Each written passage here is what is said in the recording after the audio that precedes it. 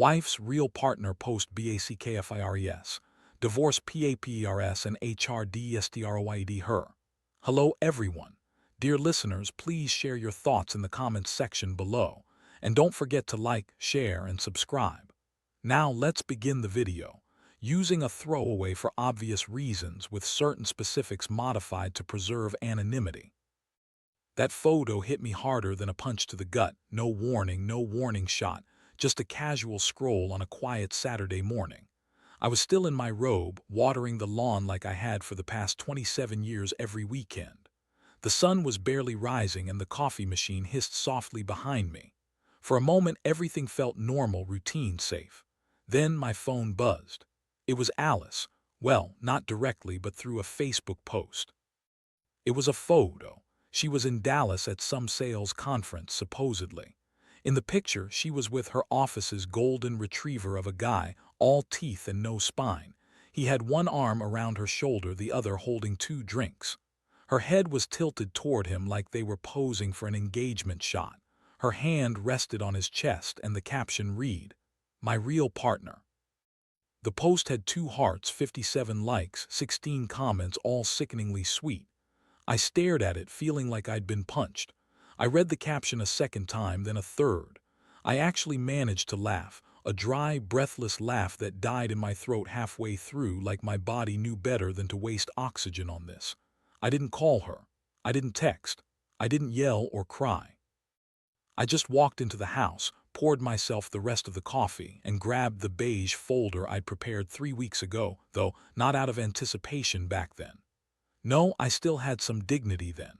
It was only after overhearing her giggle on speakerphone with late one night in the guest bathroom, whispering about "if only you weren't married," that I started collecting receipts, first emotional, then legal. Everything I needed was in that folder: petition papers, disclosures, property division sheets. My lawyer's call came, crisp and calculated. I slid the folder across the table like I was flipping the final card in poker, finality. Then I opened Facebook again. Her post was still up, of course. I typed, "Congratulations, the divorce papers are on the kitchen table." Then posted it and logged out. I stepped outside, resumed watering the grass. The sprinkler hissed like nothing had changed, but everything tasted different, like burnt coffee and pennies. And hey, if you're reading this and you're one of the 98% who's just watching without subscribing, maybe do it. It keeps the crew motivated to drop more slow-burn justice like this.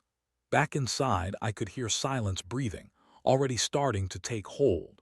That night she called, just as I expected. Probably after one of her friends texted her, Alice, check your Facebook." Her tone was overly cheerful, fake bright, an act she always played when she was trying to sound innocent, but I knew better.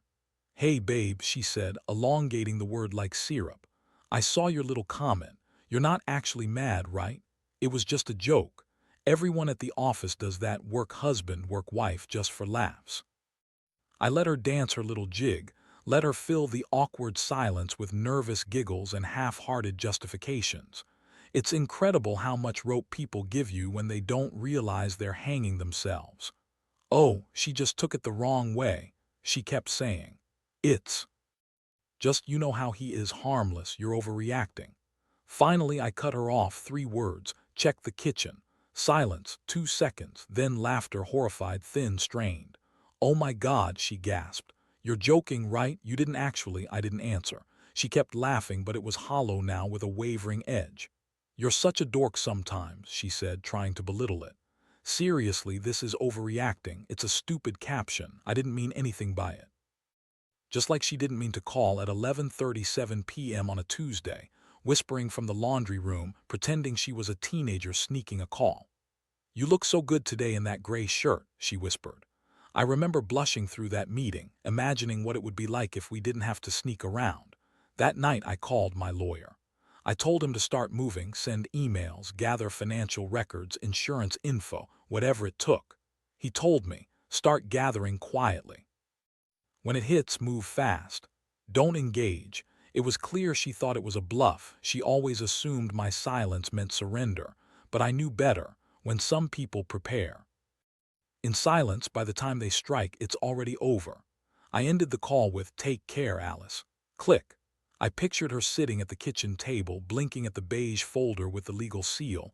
No warning, just cold hard facts.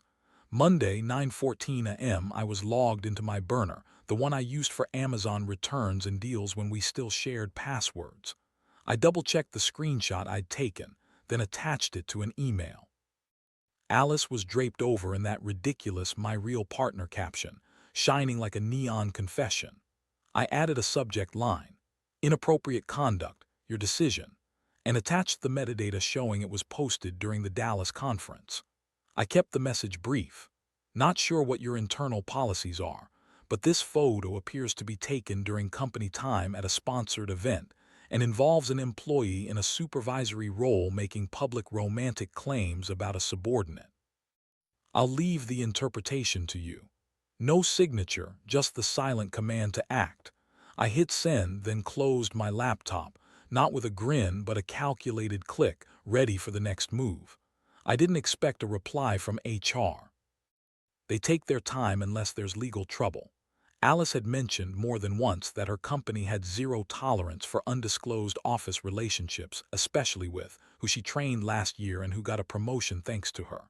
They had a new campaign: integrity, excellence, respect.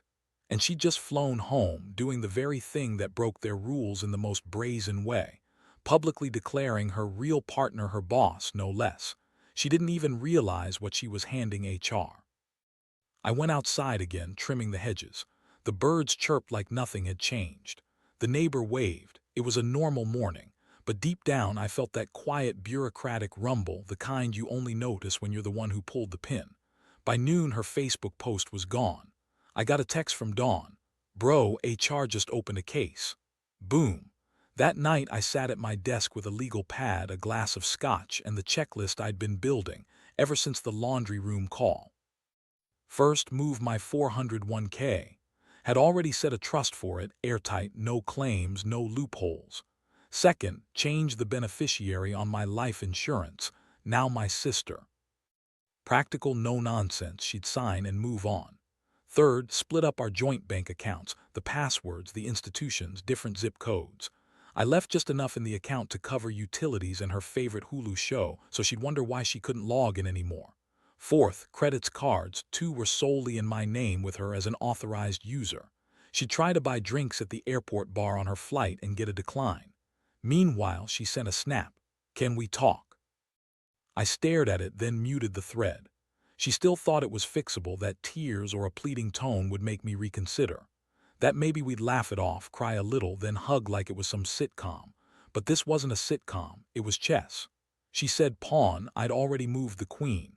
While she was thinking about reconciliation, I was tearing down her defenses, canceling her insurance, locking her out of accounts, splitting everything. Not spite, just architecture. Every form I signed, every account I switched, was the sound of her world crumbling beneath her. The best part, she didn't even realize it yet. She still believed "I'm sorry" could fix everything. Dawn called just after lunch. I was in the garage cleaning out a drawer stuffed with tools and dead batteries, stuff I'd never touched since Obama was president, when his voice cracked through the line. "Bro," he said quietly, "she's sleeping with him. They're acting like a couple down there." I leaned against the workbench, silent, let him unload. Same hotel room, same breakfast table, same damn shuttle seat. Of course, I didn't want to assume worse, but everybody saw the signs. I asked only one thing: does her boss know? Don hesitated. "He does now," he said. "Word got back to him this morning. He looked like someone told him his stock portfolio just tanked." Turns out Alice hadn't told him, she just kept her head down in her own little bubble, and then I heard the line that confirmed everything. "She's sleeping with him," Dawn repeated grimly. "Not mine," she said, with that tone like she didn't even want to own it anymore. Not just cheating or humiliation. She dropped an incendiary device right at her own company's doorstep. Dawn added, "She's got a formal HR meeting tomorrow, but they've already flagged the post, pulled it from a company device. It's circulating now." I chuckled for the first time in days. 10 minutes later, my phone pinged again. Dawn sent a screenshot, her work email inbox. I opened it. The top message, subject: HR compliance inquiry urgent, from corporate ethics. Date 12:03 p.m. It read, We've become aware of content shared online that may breach professional standards during a company-sponsored event. Translation: we're coming for your badge. She hadn't even landed yet, but her return would be a crash landing into a wreckage she hadn't seen coming. And I didn't lift a finger. I just told the truth, let her actions scream for themselves. She came back early. I knew she would. People delay coming home when they're comforted, but come early when it's dread. I was on the porch when her arrived. She stepped out, wearing those ridiculous oversized sunglasses that screamed celebrity in crisis. Dragging her carry-on like it owed her money, her phone was already in her hand mid-sentence. I didn't say a word, just sat there sipping lemon water. She froze halfway up the walk, tried to open the front door, jiggled the lock, knocked once then. Twice, like she thought that might help. I stayed sitting, watching her. "What, are you serious right now?" I said flatly. Her eyes darted around like she was trying to hide, but her voice was high-pitched. "You changed the locks?" she asked. I nodded. "I changed the life," I said. Her mouth opened, probably to protest or spin some story about forgiveness, but I was already walking past her to my truck. I paused long enough to leave her a note. "Guest room's open. Papers are on the bed, everything's detailed." She stormed through the side gate, dragging her suitcase like she was storming a battlefield she thought she'd won. I watched her through the side mirror, the doors of the guest house swinging open, her looking for clothes she knew weren't there. The main bedroom was cleaned, her stuff boxed, labeled, and moved. Her favorite throw blanket, the one she always hogged, was gone. I donated it, no spite, just sanitation. Then I set the beige folder again on the guest bed, but this time it wasn't just a petition. It was a spreadsheet. Assets in one column, her in another, total division calculated, signed, notarized, and in the corner already signed. Not just a legal document, an architectural blueprint of what she'd no longer have. Our house, our home, my name on everything. She didn't scream right away. She just stood there, trembling, mouth slightly open like her brain was trying to reboot, software no longer compatible with the hardware. The house she left 4 days ago no longer existed. This one, that's mine now, every drawer, every code, every locked door, every memory scrubbed and rearranged. She probably expected a fight, maybe tears, something dramatic, but what she got was logistics, because logistics don't love you back. Tuesday morning she dressed like it was any other workday, cream blouse, navy slacks, subtle heels. The necklace I bought her for our 20th, probably an unconscious plea. She left without breakfast, without a word. I didn't expect one. Just the faint click of the door closing and her carrier bumping down the porch steps. She thought she was heading into some big meeting, something about onboarding a new client, the calendar said. Strategic growth, conference room B, the invite read, so corporate, so vague. She got there 5 minutes early, usual, precise, and stepped in expecting coffee, a projector, maybe a welcome from her boss. Instead, she saw 3 chairs, her. Department head Franklin, stiff and pale, HR's expression unreadable, and a third seat occupied by a woman in a tailored blazer holding a folder. Alice hesitated. "Am I early?" she asked, just nodded. "Please sit." Alice crossed her legs methodically, trying to smooth her skirt, wearing that brittle, fake smile. Then the folder was open, top sheet, a printed screenshot of her Facebook post. Below it, time-stamped messages with. Further down, high-resolution photos, the rooftop bar, a hotel room, both during working hours, both in company attire, both unmistakably from the conference. Franklin cleared his throat. "Alice, we've reviewed some material brought to our attention." Her mouth parted slightly, the moment when everything feels like it's crashing down. She whispered, we were just close friends." The legal rep tilted her head. "Your messages suggest otherwise." Under company policy, any romantic relationship with a subordinate must be disclosed, especially when a supervisor is involved. Alice looked at Franklin. "You knew we were close," she whispered. "We worked well together." He snapped. "I didn't know you were sleeping with him," his voice cracking. "And I didn't know you were doing it on a company trip," he added sharply. Her face went pale. Hands clutched the chair's arms like she was trying to steady herself. His tone was cold. "This is an internal compliance review. Until it concludes, your access will be suspended and responsibilities reassigned." A whisper floated up, "Are you firing me?" The lawyer didn't answer right away. Instead, he gathered the documents, slid them into the folder, and said, "We're conducting a full review. You'll be contacted soon." She didn't argue, she didn't cry, just sat there silent, seeing her whole illusion shatter.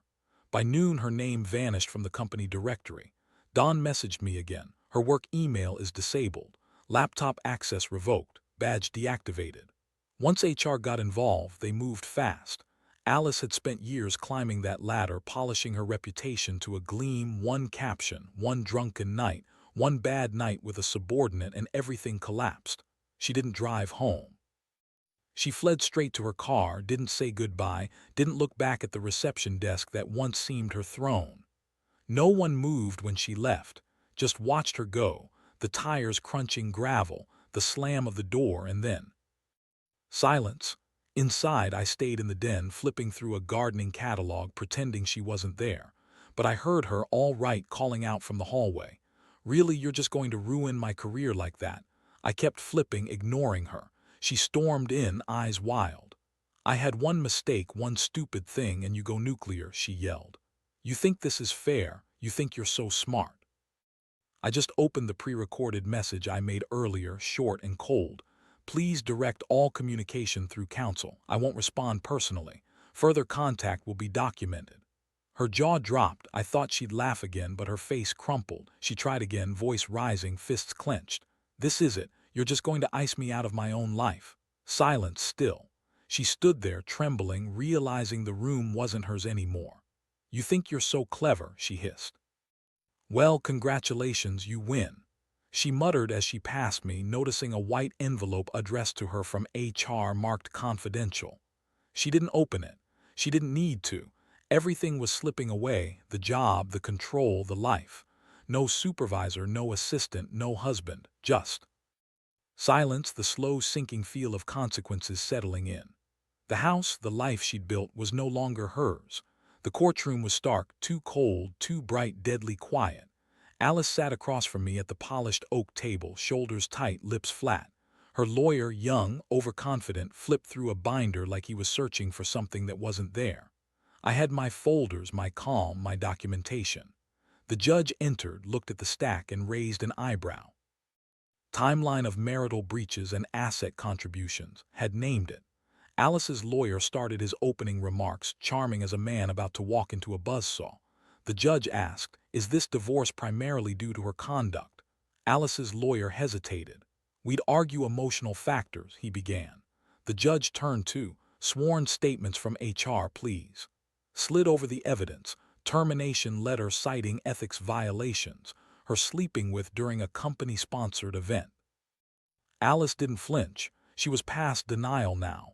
Quantifying her mistakes, the judge flipped through the bank statements, showing she contributed next to nothing financially. "This isn't therapy," the judge cut in. "It's asset division." The documents made her look even worse, disparities in income, asset contributions. Then the final blow. The respondent's conduct contributed directly to the dissolution. Alice's face drained entirely. The judge nodded. "The official ruling. I kept the house, the car, 70% of the assets, no alimony, no discussion." Her lawyer whispered something, she didn't reply, and the courtroom knew what had just happened. She didn't just lose her husband, she lost her illusion of untouchability, the sense that she was in control. She sat at the kitchen counter, hunched over her laptop, hitting refresh, nothing. Scan, spam, mail, refresh again, nothing. Then a subject line, "Return, Cinder James R." Her finger hovered. Maybe part of her still hoped for a reply, an offer to come back, a gentle demotion to fade out with dignity. But hope is fragile, and her finger didn't click. Instead, she clicked. The internal review message popped up. Clear, official, dismissive. No signatures, no apologies, just corporate language in 11-point. Her hand trembled as she read it. Her mouth opened, but no words came. Only a low, ragged scream that echoed down the hallway and off the walls, like a bat trapped in a box. I didn't flinch. I was in the den, hearing it. I closed my laptop gently, took a breath, grabbed my gardening gloves from the hook, and stepped outside into the sun. The air was still. The roses bloomed early this year. The grass was soft under my feet. And for the first time in a long, long time, there was silence. No absence, no loss, just peace. A peace she'd never understand.